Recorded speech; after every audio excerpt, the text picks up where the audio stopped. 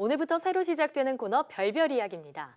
앞으로 별별 이야기에서는 우주에 관한 다양한 소식이나 천문학, 별자리 등에 관한 이야기를 전해드릴 텐데요. 네, 첫 번째 시간에는 서대문 자연사박물관 이경환 관장과 함께 우주의 탄생에 대해 알아보겠습니다. 네, 관장님 안녕하세요. 어서 오세요. 네, 제가 우주를 너무 좋아해서 정말 네. 기다렸던 순간인데요. 네. 아무래도 오늘은 우주의 시작인 탄생에 대한 얘기를 해볼까 하는데 네. 우주의 탄생에 대한 이론이 여러 가지 있지만 아무래도 대표적인 게 빅뱅 우주론이 아닌가 네네. 싶습니다. 네. 자세하게 설명 부탁드리겠습니다. 네, 과학적인 의미에서의 우주론은 1929년에 에드윈 허블이 우주가 팽창한다는 사실을 발견하면서부터 시작이 되었다고 볼 수 있거든요. 네. 우주가 팽창한다는 말은 우주가 커진다는 얘기니까 예. 네. 이걸 시간을 거꾸로 돌리면 우주가 점점 작아지게 되고 네. 그렇게 계속 돌리다 보면 우주가 크기가 점에서. 0이 되는 예. 순간이 있을 테니까 오. 네, 그 한 점에서부터 폭발하듯이 우주가 탄생했다라는 것이 빅뱅 이론입니다. 예. 자, 그게 처음 등장한 것이 1940년대. 네네, 1940년대에 처음 등장했는데 처음에는 이게 사실은 별로 인기가 없었습니다. 그래요. 왜냐하면 그 빅뱅이라는 거로 시작을 했다는 것은 뭔가 우주의 시작이 있다는 얘기고 그렇다면은 시간이 시작이 되었다는 거고 예. 네, 그렇다는 건 뭔가 창조라는 느낌이 들게 되거든요. 네. 네, 그런데 과학자들은 또 그런 느낌을 별로 좋아하지 않기 때문에 네. 그래서 더 인기 있었던 것은 오히려 팽창은 계속 하긴 하는데 네. 뭔가 중간에 새로운 별관화가 계속해서 태어난다. 네, 이런 이론이 더 인기가 있습니다. 그건 그래요. 어떤 이론이죠? 그 정상 우주론이라고 정상 우주론이요? 항상 우주가 정상 상태 그대로 네. 있다라는 예. 의미이기 때문에 그런데 지금은 또 저희가 빅뱅이라는 용어에 워낙 익숙해져 있다 보니까 네. 예. 뭔가 중간에 계속 새롭게 태어난다라는 걸 이상하게 생각하거든요. 예, 그렇죠. 네, 그런데 그 당시에는 한 점에서 갑자기 모든 게 다 생겼다라는 게 오히려 더 이상하게 예. 여겨졌습니다. 어. 네, 그래서 그 두 이론이 한 10년 이상 그 경쟁을 계속하다가 1964년에 우주 배경 복사가 발견이 되면서 사실상 승부가 결정이 됐다고 볼 수 있죠. 예, 자 우주 배경 복사라는 말씀을 하셨는데 네. 이게 발견이 되면서 당시 상식이었던 정상 우주론이 깨어지고 네. 빅뱅 우주론이 힘을 싣게 된 네, 거잖아요. 그럼 이 우주 배경 복사가 그만큼 중요하다는 건데 네. 어떤 건가요? 우주가 처음, 그러니까 빅뱅 이론에 따르면 우주가 처음 태어났을 때는 굉장히 뜨겁고 밀도도 높고 예. 네. 그래서 빛이 빠져나올 수 없었습니다. 그 빛이 그 안에 갇혀서 나왔다가도 입자들하고 충돌해서 없어져 버리고 온도가 너무 뜨거워서요. 네, 너무 뜨겁기도 하고 예. 입자들이 너무 빽빽하게 많이 있는 거죠. 네. 네. 네, 그러다가 이제 팽창을 계속하죠. 예. 팽창을 하니까 밀도도 조금씩 떨어지고 온도도 조금씩 내려가고 예. 그러다가 38만 년이 지났을 때 그 따로 돌고 있던 원자핵과 전자가 결합을 하게 됩니다. 예. 네. 네, 그렇게 되면 우주의 밀도가 갑자기 낮아지게 되거든요. 예. 네, 밀도가 갑자기 낮아졌기 때문에 예. 갑자기 그 빛에게는 큰 변화가 생기는 거죠. 그 이유는 어떻게 진행이 됐나요? 네, 밀도가 낮아졌고 그러니까 예. 입자의 개수가 반으로 갑자기 확 줄어든 게 어. 되거든요. 예, 그리고 전자와 원자핵은 서로 플러스와 마이너스를 띠고 있죠. 예. 네. 빛은 전하를 가진 입자랑은 자꾸 충돌을 하게 되거든요. 네. 예. 그런데 두 개가 결합을 해버리면 중성이 되거든요. 어. 플러스와 마이너스가 결합을 만나서요. 해요. 중성이 됐군요. 네, 그러면 빛이 자유롭게 이동을 하게 됩니다. 네. 네, 그래서 그 어느 순간에 갑자기 빛의 입장에서 보기에는 방해하던 물질들이 갑자기 없어져 버린 거죠. 아. 네, 그래서 우주에 쫙 퍼지게 된 겁니다. 빛이 퍼질 수 있는 환경이 만들어졌군요. 네, 네.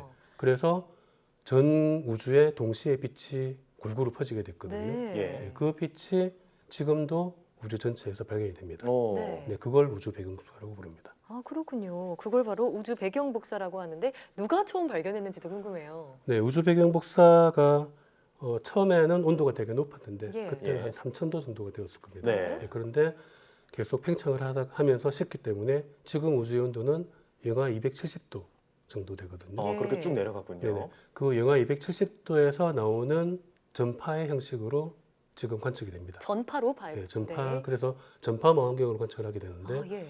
1940년대에 처음 나왔을 때는 그때는 전파 망원경 기술이 그렇게 발달되지 않았기 때문에 네.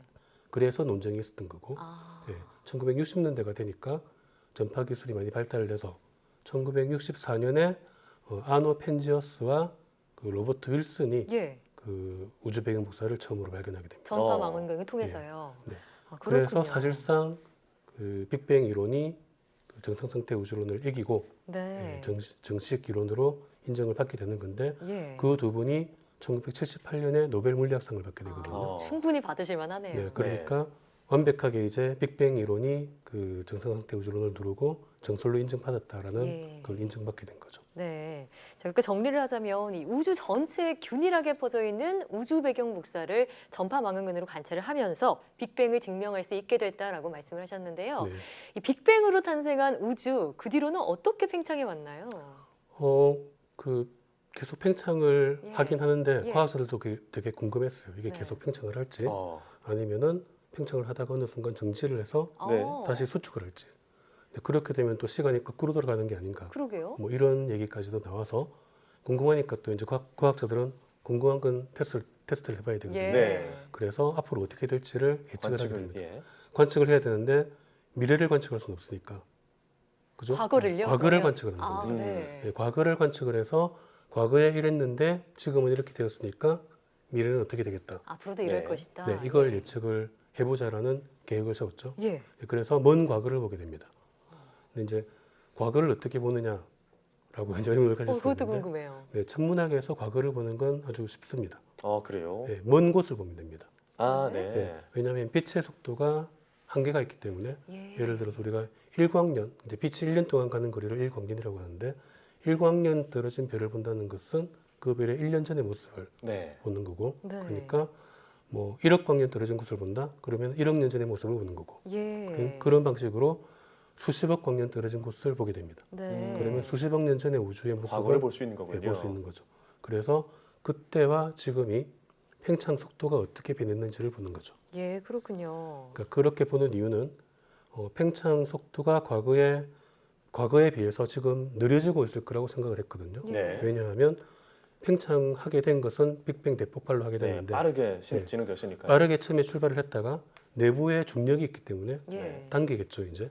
그러니까 속도가 점점 느려질 거다. 네. 예, 그래서 과거에 비해서 현재 얼마만큼 느려졌는지를 보면 이게 과거에는 되게 빨랐으니까 지금 많이 느려졌으면은 예. 곧 멈추고 줄어들 거다라고 생각할 수 있겠죠. 그것도 가능하겠죠. 예, 그런데 조금밖에 느리지 않았다. 그러면은 계속 팽창할 가능성이 크다라고 예. 보겠죠. 예, 그래서 과거를 관측을 해서 현재와 비교를 해봤더니 예. 그 유의의 결과가 나왔습니다. 어떤 결과가 나왔나요? 예, 팽창하는 속도가 느려지는 게 아니라 오히려 빨라지고 있다라는 결과가 완전 네. 반대의 결과네요. 완전 그러네요. 예측과 반대의 결과가 네. 나왔죠.